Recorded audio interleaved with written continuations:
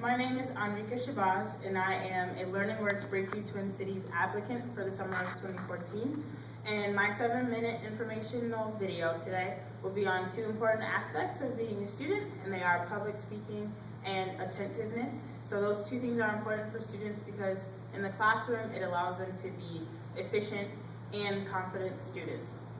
So public speaking and attentiveness is important for students because in 100% of communication, 90% is in body language, and the other 10% is in what is actually being said or what the student is listening to.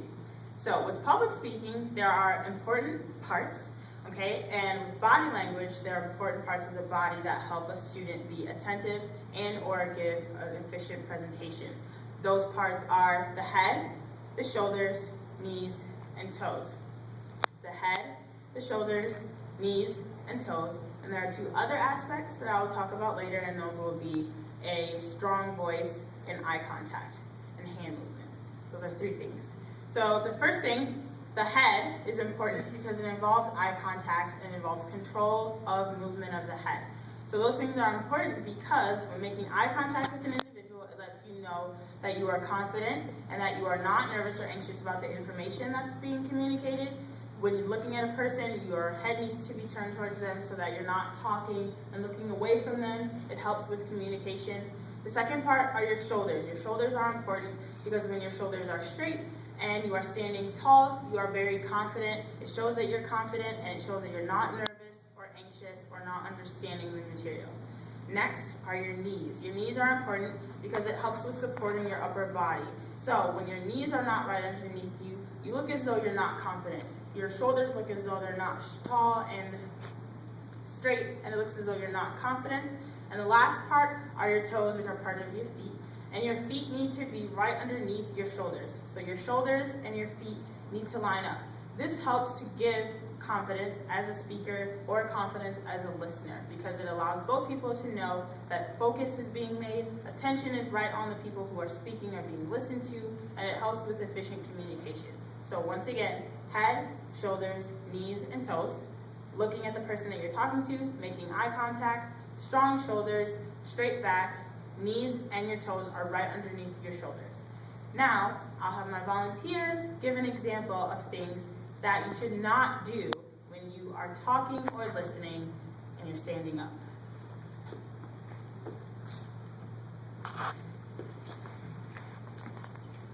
Volunteer 1 is slouching, his shoulders are ridiculous, his knees are not right underneath him, and his hands are in a crazy place. He's also not making eye contact.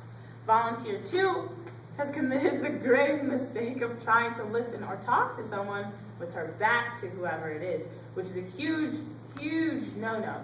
She's also not making eye contact, and her head and knees are not right underneath her.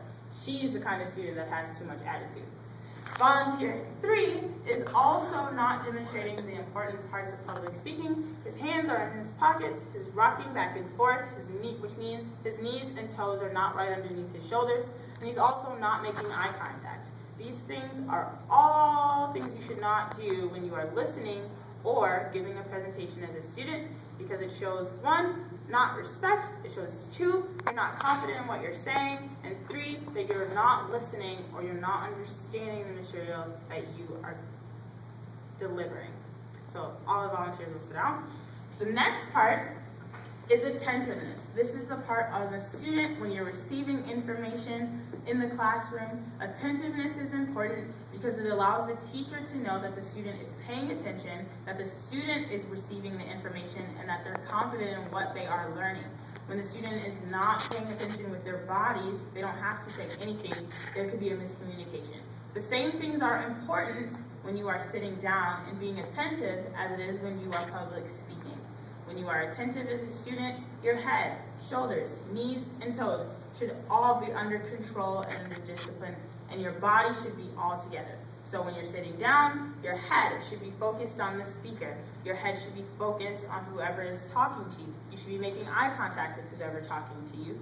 Your shoulders should be straight and not slouching or not turned.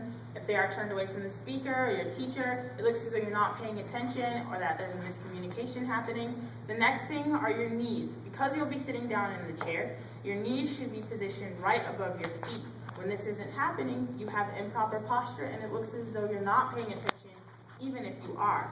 The next things that are important when you're sitting down and being attentive is that with your posture, your hands are very important. So if you're sitting down in the desk, and even if your head, shoulders, knees, and toes are all aligned and under control, and your hands are not, it looks as though you're not paying attention or that there's information that's being miscommunicated. So having control of your hands when you're sitting down is also important as a student when you're being attentive. So all of my volunteers now will give another demonstration of what you should not do in the classroom when you're being attentive.